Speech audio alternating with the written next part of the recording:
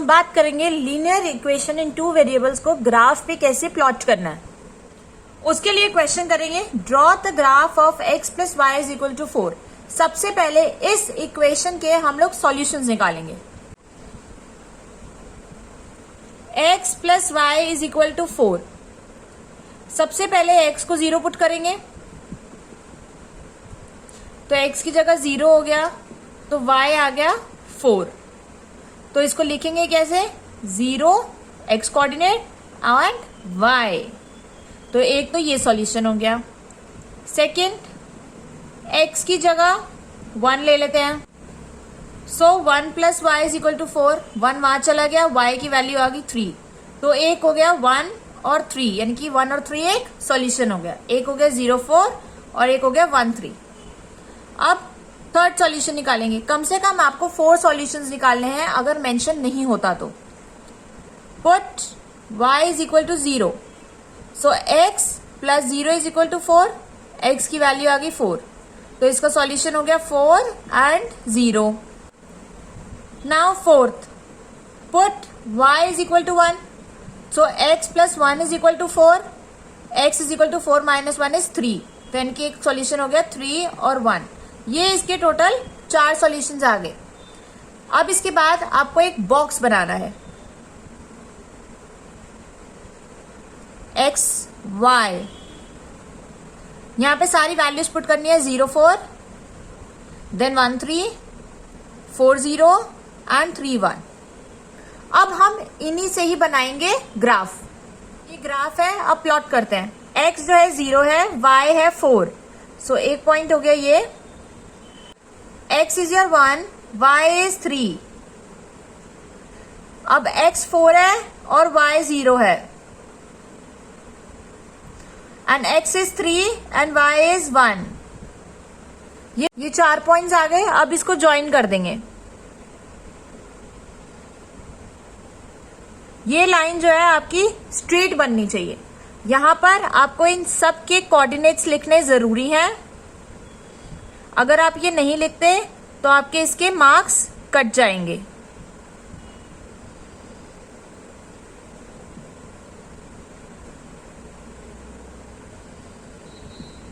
और ये जो है ये इस इक्वेशन का ग्राफ है। सो ये आपको इक्वेशन में लिखनी है। x plus y is equal to 4। हो सकता है कि आपकी स्कूल की टीचर ये इक्वेशन जो है इस लाइन के ऊपर लिखवाए, तब भी कोई प्रॉब्लम नहीं है। एक क्वेश्चन और करते हैं। y is equal to 3x। सबसे पहले कोई भी वैल्यू पुट करो। से x की 0 पुट कर दी, सो y भी आ गया ये 0। सो यानी कि एक सॉल्यूशन हो गया 0 0। Next, put x is equal to 1, y is equal to 3 into 1, that is 3। तो एक सॉल्यूशन आ गया आपका 1 3। Third, put x is equal to से -1। सो y की वैल्यू आ गई 3 इंटू -1, दैट इज 3। सो आपका एक सॉल्यूशन हो गया -1 -3। Fourth, put x is equal to -2। y is equal to 3 into -2, that is -6। तो एक सॉल्यूशन आ गया -2 -6। अब इसका बॉक्स बनाना है और ग्राफ बनाएंगे। सबसे पहले बॉक्स x y। x है 0 0, अगला है 1 3, -1 -3 एंड -2 -6। अब इसको ग्राफ के ऊपर प्लॉट करेंगे। ये ग्राफ जो है कुछ इस तरीके से है। फर्स्ट इज 0 0, ये पॉइंट हो गया। नेक्स्ट इज 1 3, उसके बाद है -1x -3y, देन -2 और -6। ध्यान रखना x y लिखना मत भूलना। अब इसको ज्वाइन करेंगे और इनके कोऑर्डिनेट्स लिखना भी बहुत जरूरी है। 0 0, 1 3, -1 -3 एंड -2 -6। और इसकी जो इक्वेशन थी वो y is equal to 3x। अब हम देखेंगे कि अगर हमें स्टेटमेंट्स दी हैं तो ये वाली इक्वेशंस कैसे बनाएंगे। होप आपको क्वेश्चन क्लियर होगा। तो चलो शुरू करते हैं। अब ये क्वेश्चन है, इस क्वेश्चन के अकॉर्डिंग क्या है कि टैक्सी फेयर के बारे में बात करिए, मतलब किराया। पहले किलोमीटर का जो टैक्सी फेयर है वो है 8 रुपए और उसके बाद जो है 1 किलोमीटर के 5 रुपए लगते हैं। डिस्टेंस कवर्ड है x किलोमीटर और टोटल फेयर लग रहा है y। सो इसकी लीनियर इक्वेशन लिखनी है और इसका ग्राफ भी बनाना है। टोटल डिस्टेंस कवर वो किया था x kilometre according to the question, और टोटल फेयर जो था वो था y। अब क्वेश्चन को ध्यान से समझना, जो पहला किलोमीटर है उसका जो है टैक्सी ड्राइवर 8 रुपए ले रहा है, उसके बाद 5 रुपए लेगा जितना भी वो किलोमीटर जा रहा है। देखो जो टोटल डिस्टेंस था उसने x किलोमीटर कवर करा, पहले किलोमीटर के उसने 8 रुपए दिए, तो जितना बच गया यानी कि रिमेनिंग डिस्टेंस वो कितना था, टोटल x था, x में से 1 किलोमीटर के 8 रुपए वो दे चुका, तो यानी कि बाकी बचा कुछ x माइनस 1 के वो 5 रुपए देगा। अब इसी को इक्वेशन में लिखना है। ये इक्वेशन है 8 रुपए पहले किलोमीटर के प्लस 5 रुपए रिमेनिंग डिस्टेंस के हिसाब से। जैसे 2 किलोमीटर चला तो 5 टू 10 10 रुपए देगा, आगे के 3 किलोमीटर चला तो 15 रुपए देगा एंड सो ऑन। ये किसके बराबर है, टोटल फेयर के। ये आ गई इक्वेशन। अब आपको इसके सॉल्यूशन निकालने हैं और इसका ग्राफ बनाना है। इसका सॉल्यूशन का बॉक्स कुछ इस तरीके से होगा।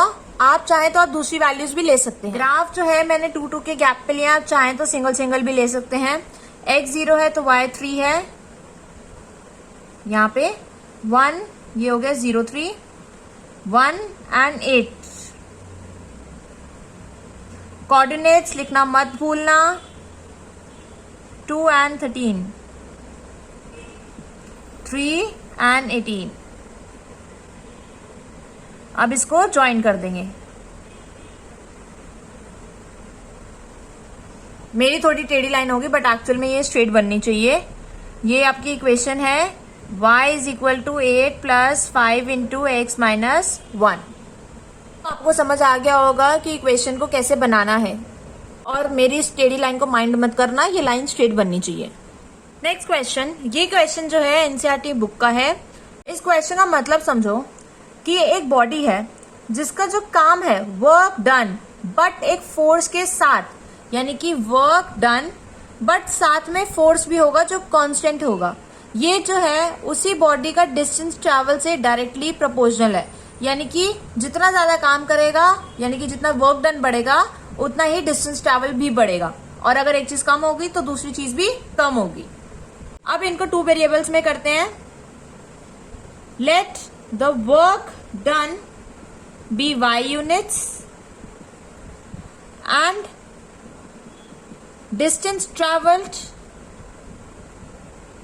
B x units. अब क्या है, जो वर्क डन है वो कांस्टेंट फोर्स के एप्लीकेशन के साथ डिस्टेंस ट्रैवल से डायरेक्टली प्रोपोर्शनल है।